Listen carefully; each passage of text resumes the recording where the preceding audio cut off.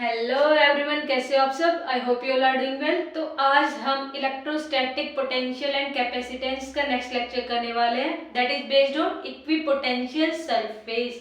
कि हमारा जो इक्विपोटेंशियल सरफेस है वो एक्चुअल में होता क्या है। देखो नाम से ही पता चल रहा है ना, equipotential surface that surface where potential is same और एवरीवेयर ऑन द सरफेस, है ना, कि जिसकी सरफेस पे जो पोटेंशियल है हमारा वो सेम हो, है ना। जैसे हम गॉसियन सरफेस ड्रॉ करते थे ना गोजला के अंदर, ऐसे ही हमारा इक्विपोटेंशियल सरफेस होता है। वहां पे इलेक्ट्रिक फील्ड सेम होती थी, यहाँ पे पोटेंशियल सेम होता है ना।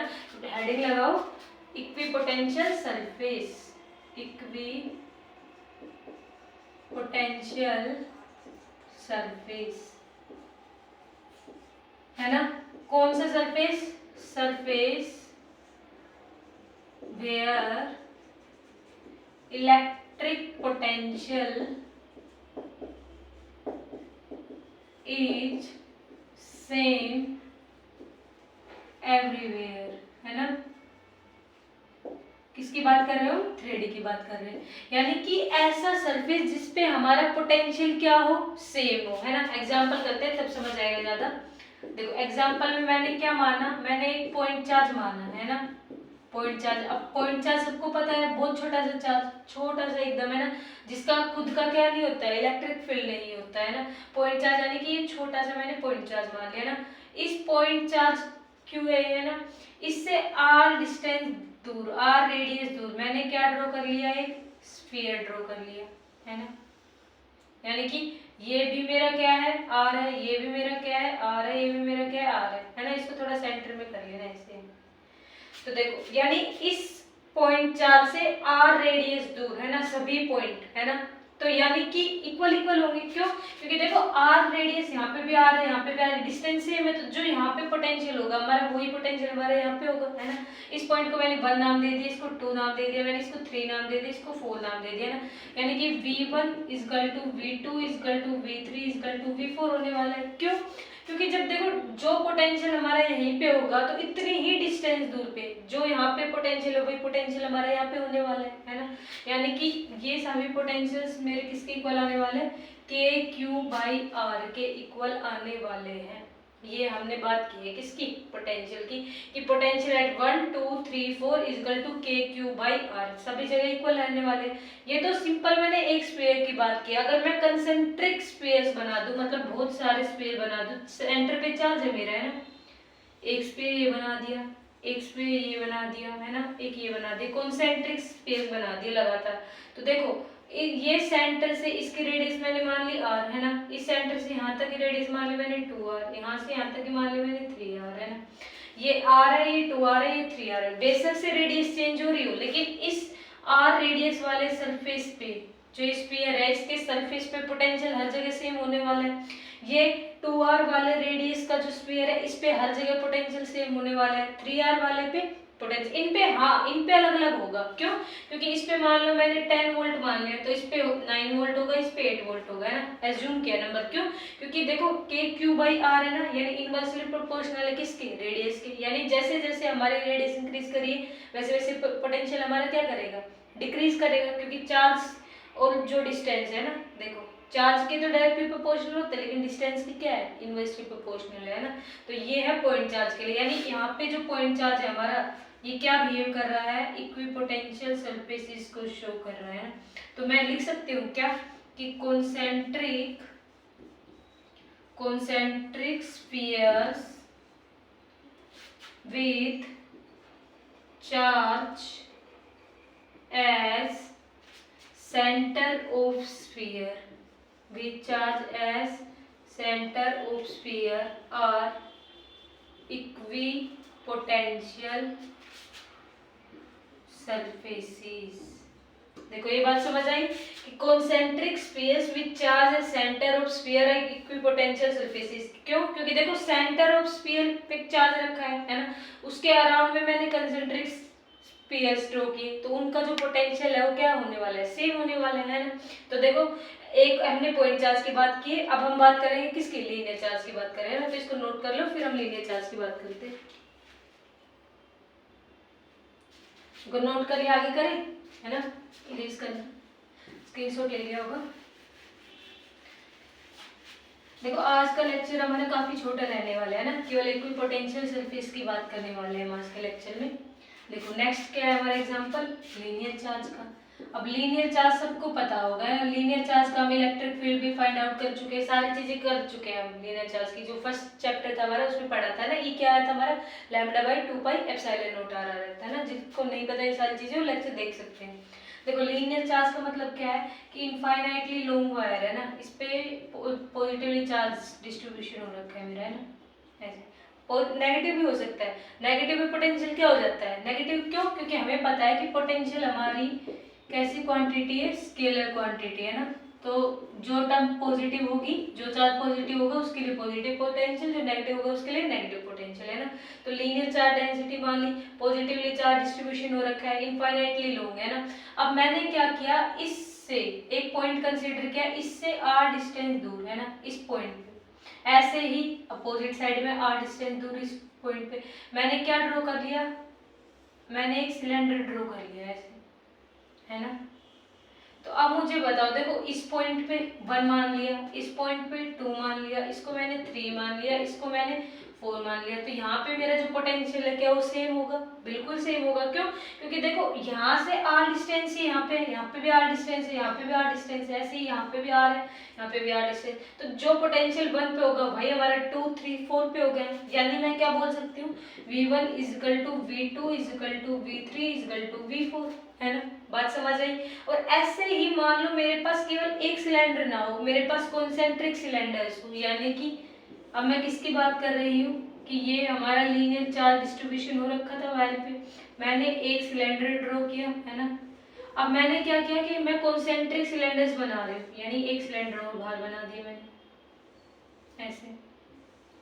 देखो इसकी रेडियस मैंने मान ली r, है ना। इस वाले की यहाँ से क्या हो गई 2r मान ली। तो जो r वाला, जो r रेडियस वाला जो हमारा क्या है सिलेंडर है ना, r डिस्टेंस वाला जो सिलेंडर हमारा है ना, उस पे सभी पॉइंट पे यानी कि इधर इधर इधर इधर हमारा पोटेंशियल सेम होगा। ऐसे ही जो बाहर एक और सिलेंडर बनाया मैंने, उसके इस इधर वाले जो सरफेसेस है इन पे हमारा क्या होगा, पोटेंशियल सेम होगा, है ना। देखो इन पे अलग होगा, ये बात जायज है कि इस वाला और इस वाले का पोटेंशियल अलग होगा, लेकिन अंदर जो r वाला डिस्टेंस पे जो सिलेंडर बना उसके सभी सरफेसेस पे पोटेंशियल क्या रहने वाला है, हमारा सेम रहने वाला है। ऐसे ही बाहर वाले पे तो मैं क्या लिख सकती हूँ, क्या लिख सकती हूँ कि concentric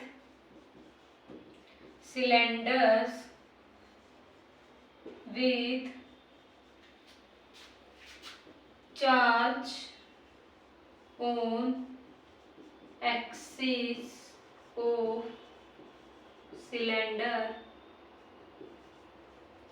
are equipotential surfaces, are equipotential surfaces. कि concentric cylinder with charge on axis of cylinder, देखो ये एक्सिस ये है ना, एक्सिस जिसके अराउंड हमें क्या करना है, रोटेट करवाना। देखो मान लो ये मेरे लीनियर चार्ज डिस्ट्रीब्यूशन हो रखा है ना, इसे r डिस्टेंस उधर, इसे r डिस्टेंस इधर, है ना। यानी इसके ऐसे चारों ओर, है ना। 3D में हम देखें तो ऐसे ऐसे इसके चारों तरफ, है ना।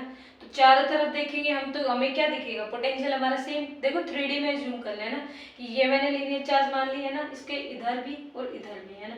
तो जब भी आप ऐसे रोटेट करवा के देखोगे तो देखना सभी जगह डिस्टेंस क्या होने वाला, हमारा सेम होने वाला है। तो उससे क्या होगा कि जो हमारा पोटेंशियल है वो हर पॉइंट पे क्या होगा, सेम होगा।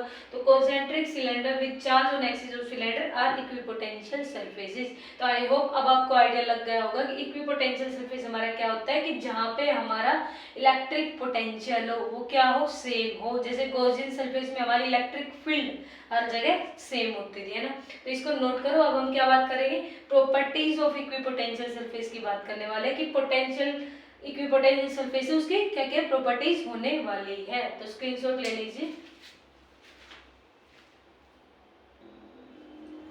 देखो इतना नोट किया। अब हम किसकी बात करते हैं, प्रॉपर्टीज ऑफ इक्विपोटेंशियल सरफेसेस, है ना।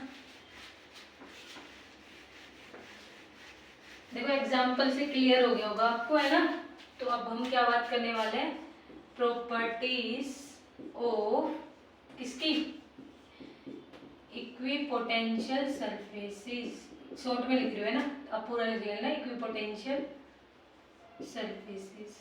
तो देखो कौन कौन सी प्रॉपर्टीज, फर्स्ट प्रॉपर्टी क्या है हमारी, बड़ी सिंपल है कि the potential difference between any two points,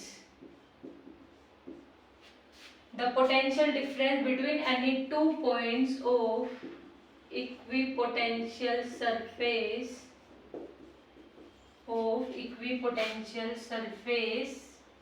is कितना होगा, बिल्कुल सही बोला, 0 है ना।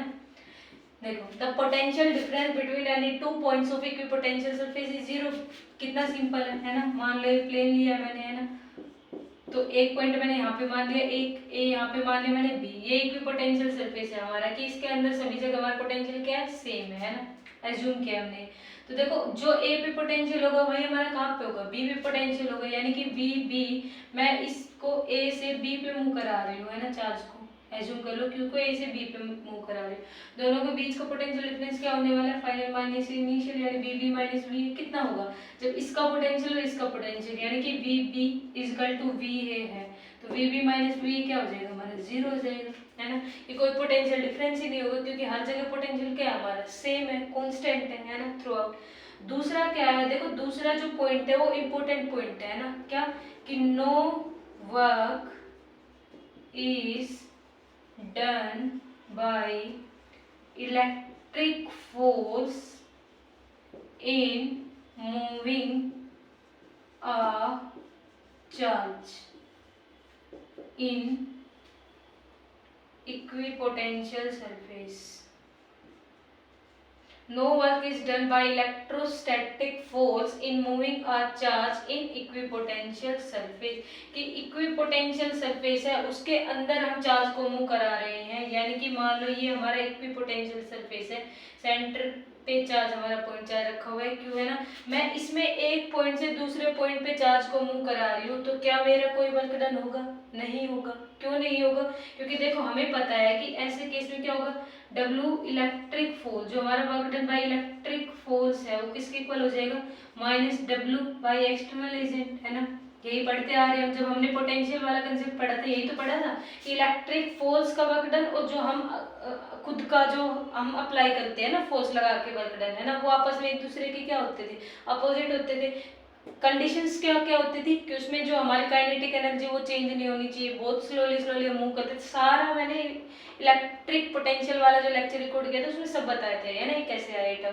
तो देखो W electric force equal to minus W external agent, है ना। तो अब हमें पता है पोटेंशियल क्या होता है हमारा, पोटेंशियल डिफरेंस V। मान लो मैंने एक ये यहाँ पे ले लिया A, यहाँ पे पॉइंट ले लिया B, यहाँ से A से मैं कहाँ पे जा रही हूँ, B पे जा रही हूँ, है ना। तो V B माइनस B होगा इजिकल टू में W एक्सटर्नल कहाँ से कहाँ तक मूव करा रहे हैं, A टू B Y में Q। यही होता था, है ना, कि हम A से B तक चार्ज को क्या करा रहे हैं, इस चार्ज को हम क्या करा रहे हैं, Q नोट को मूव करा रहे हैं ना। तो उस केस में हम इन दोनों के बीच का पोटेंशियल डिफरेंस कैसे निकाल देते हैं कि फाइनल माइनस इनिशियल B पे जा रहे हैं, तो V B minus V equal to W external, हम खुद करवा रहे हैं वर्क डन, है ना। तो इसलिए work done by external agent कहाँ से कहाँ तक, A से B में जाने में अपॉन में Q। अब V B माइनस V अभी पढ़ा हमने, V B माइनस V क्या होगा हमारा, 0 होगा, यानी ये टर्म 0 आ गई है ना। तो यानी W external from A to B हमारा क्या हो गया, 0। आई होप समझ आया होगा कि हमारा जो वर्क डन है, देखो यहाँ पे work done by external agent क्या हो जाएगा हमारा, 0 हो जाएगा। तो W इलेक्ट्रिक फोर्स, यानी कि no work is done by electric force, यानी W इलेक्ट्रिक फोर्स क्या आ गई हमारी, 0, है ना। ये हम एक तरीके से और समझ सकते हैं ना, कैसे समझ सकते हैं कि देखो पॉजिटिवली चार्ज है, अगर हम सेंटर से समझे इसको, यहाँ पे पॉजिटिव चार्ज है ना, R रेडियस है, यहाँ पे सभी जगह R है ना। तो देखो इस Q से हमारी मेरी जो फोर्स है इलेक्ट्रिक फोर्स वो बाहर की तरफ लगेगी, E F या F E, है ना, बाहर की तरफ लगेगी। क्यों, क्योंकि पॉजिटिव चार्ज से हमारी इलेक्ट्रोस्टैटिक फोर्स कैसी होती है, अवे फ्रॉम द चार्ज होती है ना, यानी बाहर की तरफ लगी। मैं छोटा सा डिस्टेंस ले लूँ, ये यानी dx डिस्टेंस छोटा सा, है ना। तो इस छोटे से dx और इस F के बीच में कितना एंगल बन रहा है, 90 डिग्री बन रहा है। तो ऑब्वियस सी बात है W क्या होता है हमारा, F डॉट dx, है ना, यही होता है, यानी F dx cos 90, यानी W is equal to F dx cos 90, cos 90 क्या होता है हमारा 0 होता है, यानी w क्या हो गया हमारा 0। तो इस चीज को आप ऐसे भी समझ सकते हो, क्यों? क्योंकि देखो यहाँ पे 0 आया, ऐसे ही अगर आप नीचे साइड में लो, मान लो ऐसे लो, है ना, ऐसे हमारा f ही होगा। तो सेम अगेन हम ऐसे छोटा सा dx कट करेंगे, यहाँ पे भी एंगल 90 डिग्री होगा, है ना। तो कहीं पे भी कट करके देख लो आप लोग, थीटा क्या होने वाला है 90 डिग्री, किस किस के बीच में, इलेक्ट्रिक फोर्स और हमारा dx डिस्प्लेसमेंट वेक्टर के बीच में, है ना। यानी कि उस केस में भी हमारा W एक्सटर्नल क्या होगा 0 होगा। तो आप दोनों पॉइंटों से समझ सकते हो, है ना। इतना नोट करो, फिर थर्ड प्रॉपर्टी की हम बात करते हैं ना। स्क्रीनशॉट ले लो। देखो इतना नोट किया, तो लास्ट प्रॉपर्टी की हम बात कर लेते हैं ना। इसके बाद एक दो क्वेश्चन प्रैक्टिस करेंगे, फिर आज का लेक्चर हमारा कवर अप हो जाएगा पूरा। देखो नेक्स्ट प्रॉपर्टी क्या है हमारी, नेक्स्ट प्रॉपर्टी है कि the direction of electric field, the direction of electric field is always, always का ध्यान रखना है ना, is always perpendicular to the equipotential surfaces. कि the direction of electric field is always perpendicular to the equipotential surfaces, की जो हमारे electric field की डायरेक्शन होने वाली है इक्विपोटेंशियल सरफेस पे, वो क्या होने वाली है परपेंडिकुलर। मान लो मैंने एक प्लेन कंसिस्ट किया है ना, 3D में, तो ये A पॉइंट है, ये B पॉइंट है ना, ऐसे। अब देखो एक चार्ज को मैं A से कहाँ पे मूव करा रही हूँ, B पे मूव करा रही हूँ। तो हमें देखो, हमने जब पोटेंशियल और इलेक्ट्रिक फील्ड के बीच में रिलेशन पढ़ा था, तो रिलेशन क्या आया था, dv equal to minus E vector dot dr vector, है ना। तो अब मुझे आप लोग dv यानी कि पोटेंशियल डिफरेंस बताओ, किस किस के बीच का, B और A के बीच का, कितना है 0 है। ऑब्वियस सी बात है, VA इक्वल टू में क्या है VB है, क्यों? क्योंकि इक्विपोटेंशियल सरफेस है ये पूरा। मैंने क्या माना है इसको, इक्विपोटेंशियल सरफेस माना है इसको, है ना। तो इक्विपोटेंशियल सरफेस है, तो VA इक्वल टू VB होगा, तो dV क्या हो गया मेरा 0 equal to minus E vector dot dr vector, है ना। तो अब जब मैं इसको ओपन करूंगी, है ना, 0 इक्वल टू में माइनस ई dr कोस थीटा, है ना। तो कोस थीटा जो टर्म है वो 0, ये जो वाली टर्म है हमारी ई dr वाली, ये 0 वाली, ये कब 0 बनेगी, जब हमारा थीटा क्या होगा 90 डिग्री होगा, है ना। क्यों? क्योंकि कोस 90 ही किसके इक्वल होता है, हमारा 0 के इक्वल होता है। यानी कि इलेक्ट्रिक फील्ड और dr के बीच में जो रिलेशन बनेगा हमारा, वो क्या होगा परपेंडिकुलर वाला होगा। कि हमारी इलेक्ट्रिक फील्ड ऑलवेज कैसे होगी, परपेंडिकुलर होगी, यानी ऐसे होगी हमारी इलेक्ट्रिक फील्ड, ऐसे, यानी कि परपेंडिकुलर हो गई, है ना। इसको हम अलग से भी देखो, जो हमने लीनियर चार्ज वाला कंसेप्ट पढ़ा था उससे भी समझ सकते हैं ना, कि लीनियर चार्ज हमारा ऐसा था, है ना। हमने क्या किया था, r डिस्टेंस ये r थी, है ना। तो यहाँ पे हमने क्या ड्रॉ किया था, सिलेंडर ड्रॉ किया था, है ना। तो इस सिलेंडर से ऐसे डायरेक्शन में जब हमारी फील्ड जाएगी इलेक्ट्रिक फील्ड, वो क्या होगी 90 डिग्री पे होगी। ऐसे ही ये इसके क्या होगी 90 डिग्री पे होगी, है ना। यानी कि ऐसे बना लो, इस डायरेक्शन में बना लो, इस डायरेक्शन में हमारी फील्ड जाएगी पॉजिटिव चार्ज के अवे, है ना। तो यहाँ पे भी सरफेस से कैसे एंगल बन रहा है 90 डिग्री बन रहा है। पॉइंट चार्ज को कंसीडर कर लो आप लोग, पॉइंट चार्ज ऐसे है ना, सेंटर पे ऐसे मान लो। तो इस सेंटर से जब मैं फील्ड, ये देखो क्यू नोट चार्ज होता है ना, बहुत छोटा सा चार्ज, स्ट्रेट बनाओ इसको थोड़ा, है ना, स्ट्रेट ऐसे।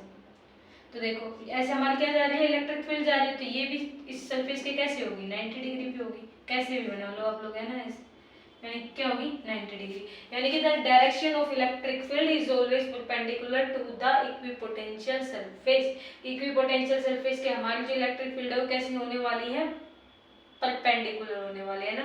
तो अब इसको नोट करो, फिर एक क्वेश्चन प्रैक्टिस करते हैं, आज का लेक्चर स्टॉप करते हैं यहीं पे।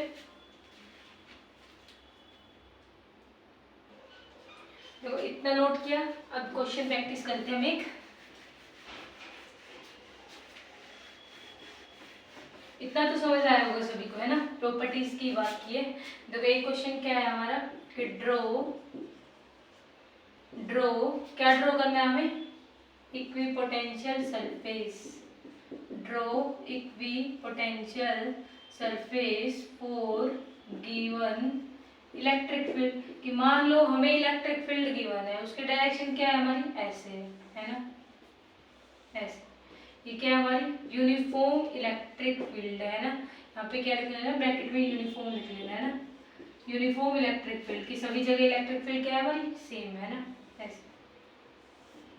तो अब मुझे क्या करना है, इस पे इक्विपोटेंशियल सरफेस ड्रॉ करना है। देखो अभी लास्ट वाली प्रॉपर्टी पढ़ी होगी आपको, तो ध्यान होगा कि इलेक्ट्रिक फील्ड हमारा कैसे होता है, always perpendicular to the equipotential surfaces. So जो हम अभी इक्विपोटेंशियल सरफेस बनाने वाले वो कैसे बनेगी, इन इलेक्ट्रिक फील्ड के परपेंडिकुलर डायरेक्शन, यानी इलेक्ट्रिक फील्ड ऐसे है तो प्लेन हमारा ऐसे होगा, है ना, यानी एक ऐसे जा रहा है तो इसको ऐसे परपेंडिकुलरली कट करता है, ये इलेक्ट्रिक फील्ड ऐसे जा रही है तो प्लेन हमारा ऐसे जाएगा, है ना, ऐसे, यानी कि यहाँ पे हमारा क्या बनने वाला है, प्लेन बनने वाला है, यानी इक्विपोटेंशियल सरफेस हमारा ऐसे बनने वाला है ना। 3D में जूम करके देखो, इलेक्ट्रिक फील्ड ऐसे जा रही है तो इसको ऐसे बिल्कुल ऐसे काटता हुआ है ना, परपेंडिकुलरली, यानी कि ऐसे हमारा क्या रखा होगा, इक्विपोटेंशियल सरफेस रखा होगा। तो ये मैं ड्रॉ करना था। अब मुझे बताओ इसमें सबसे ज्यादा पोटेंशियल हमारा कहाँ पे होगा, इस 1 पे होगा, 2 पे होगा या 3 पे होगा, है ना, हमें क्या बताना है पोटेंशियल कहाँ पे होगा। तो देखो V1 पे पोटेंशियल ज्यादा होगा V2 से और फिर V3 से। क्यों,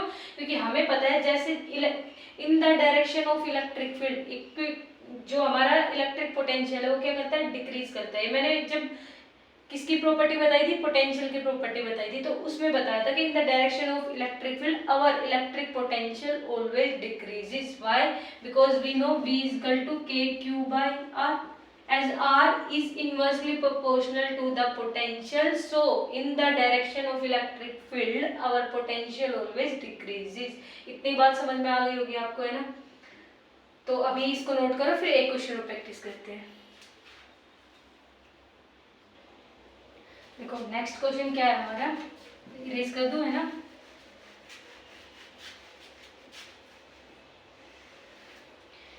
draw equipotential surface for electric dipole, है ना। अब डाइपोल क्या होता है, pair of equal and opposite charge, है ना, separated by some finite distance. सारा सब कुछ बताया हुआ है इलेक्ट्रिक डाइपोल के बारे में ना, तो आप लोग लेक्चर्स चेक कर सकते हो, है ना, प्रीवियस लेक्चर। तो देखो equipotential surface for electric dipole, अब डाइपोल क्या हो गया, प्लस क्यू चार्ज, यहाँ पे माइनस क्यू चार्ज, है ना, कुछ फाइनाइट डिस्टेंस से दोनों आपस में क्या हो रहे हैं, सेपरेट हो रहे हैं ना। तो मैं जब इनके अक्रॉस फील्ड बनाऊं, फील्ड लाइंस, तो कैसी बनेगी, देखो प्लस क्यू से हमारी फील्ड लाइन कैसे बनती है, अभी, है ना, ऐसे बनेगी अभी, है ना।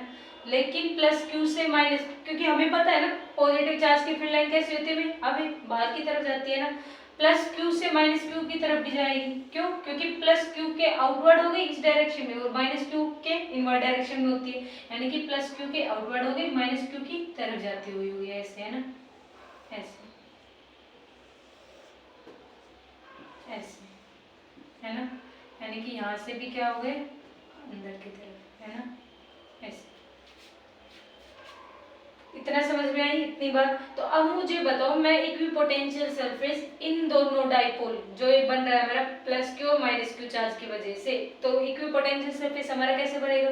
देखो हमें बताइए हमारी क्या है, फील्ड लाइंस है, तो फील्ड लाइंस के हमारे जो इक्विपोटेंशियल सरफेस वो कैसा बनता है, परपेंडिकुलर डायरेक्शन में बनता है, यानी कि सेंटर पे बिल्कुल बात करूं मैं, ऐसे जा रहा है ना। तो देखो हल्का सा ये क्या लग रहा है आपको, बहुत छोटा सा डिस्टेंस के लिए देखोगे स्ट्रेट लाइन लग रही है, मैं क्या इसको ऐसे नहीं बना सकती, यूनिफॉर्म इलेक्ट्रिक फील्ड सेंटर के लिए बिल्कुल बना सकती है। यानी ये क्या हो गया हमारा, इक्विपोटेंशियल सरफेस हो गया है ना, ये लिखा हुआ है मैंने ऊपर, इक्विपोटेंशियल सरफेस हो गया ना ये वाली लाइन के लिए। सेंटर से इधर बात करें तो कैसा बनेगा, देखो फील्ड लाइंस हमारी ऐसे जा रही है ना, ऐसे, तो इक्विपोटेंशियल सरफेस में कैसे बनाऊं, ऐसे बनाऊंगी, है ना, ऐसे, तभी 90 डिग्री हो गया, यानी कि ऐसे, ऐसे, है ना। यानी कि देखो अगर आप लोग स्फीयर बना के भी समझना चाहो, मान लो मैंने ये क्या बना दिया, इस प्लस क्यू के चारों तरफ एक स्फीयर बना दिया ना, तो ये क्या बन गया हमारा, इक्विपोटेंशियल सरफेस बन गया कि इस प्लस क्यू से ये स्फीयर बना दिया डिस्टेंस पे, सभी पॉइंटों पे क्या होने वाला, इक्विपोटेंशियल सरफेस बन गया, तो यानी पोटेंशियल हमारा क्या होने वाला है, सेम होने वाला है ना। इसको आप ऐसे भी समझ सकते हो इस प्लस क्यू के टर्म में कि इसके चारों तरफ स्फीयर बन गया, उस पे हमारा पोटेंशियल सरफेस बन गया, क्योंकि पोटेंशियल सेम है ना। या फिर ऐसे भी समझ सकते हो कि ऐसे हमारी फील्ड लाइन जा रही है, ऐसे मैंने सरफेस ड्रॉ कर दिया, तो ये ऐसे जा रही है, ऐसे जा रही है, यानी कितना एंगल 90 डिग्री, ये ऐसे जा रही है, वो ऐसे जा रही है, यानी एंगल यहाँ पे कितना बन गया 90 डिग्री, है ना। सेम ऐसे ही आप यहाँ पे कर सकते हो, इसमें ऐसे हो जाएगा, है ना। समझ में आ रहा है ना कि इसमें ऐसे स्फीयर बना लोगे आप लोग, है ना। तो इस माइनस क्यू की ये वाला जो है इक्वल रेडियस है, यानी कि इक्विपोटेंशियल सरफेस की तरह बिहेव करेगा, ऐसे ही है सर। तो दोनों टर्म्स में आप लोग समझ सकते हो, प्लस क्यू यानी अगर हम इसको इंडिविजुअल पॉइंट चार्ज के टर्म में बात करें तो स्फीयर बनाएगा ना, तो इक्विपोटेंशियल सरफेस बन गया। या फिर इलेक्ट्रिक फील्ड के टर्म में बात करें, इलेक्ट्रिक फील्ड के हमें इक्विपोटेंशियल सरफेस कैसे बनाना है, 90 डिग्री पे बनाना है। ऐसे जा रही है हमारी फील्ड लाइन, तो हम इक्विपोटेंशियल सरफेस को ऐसे बना देंगे ताकि दोनों के बीच में एंगल कितना बन जाएगा हमारा, 90 डिग्री ईच, है ना। तो ये हमने क्या बनाया, इलेक्ट्रिक डाइपोल के लिए बनाया, है ना। तो नेक्स्ट प्रॉपर्टी की बात करते हैं कि टू जो हमारी लाइंस है ना, कि दो इक्विपोटेंशियल सरफेस, जैसे हमने क्या पढ़ते थे कि two electric field lines can't intersect each other. क्यों? क्योंकि at the point of intersection क्या बन जाती थी, दो टेंजेंट बन जाती थी, दैट वाज इम्पॉसिबल। सो हमारा जो इक्विपोटेंशियल सरफेस है उसमें भी वही कंसेप्ट है ना, नोट कर लो, फिर यहीं पे बता देती हूँ, है ना। बट इरेज कर दूं, तो देखो लास्ट पॉइंट हमारा क्या होने वाला है कि two equipotential surfaces cannot intersect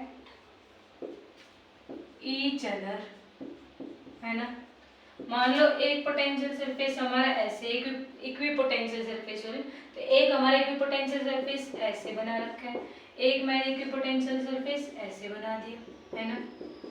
इसको नाम दे दिया 1, इसको नाम दे दिया मैंने 2 नाम दे दिया। तो देखो इक्विपोटेंशियल सरफेस 1 है, तो इसमें फील्ड लाइन कैसी बनेगी, इक्विपोटेंशियल सरफेस हमारा ऐसे रखा है तो फील्ड लाइन ऊपर की डायरेक्शन में नीचे की डायरेक्शन में ना ऐसे बनेगी, यानी कि इलेक्ट्रिक फील्ड लाइंस फॉर 1 हमारी ऐसे बन गई परपेंडिकुलर डायरेक्शन, देखो, है ना, या नीचे बना लो आप लोग, है ना, E1 ऐसे बनेगी।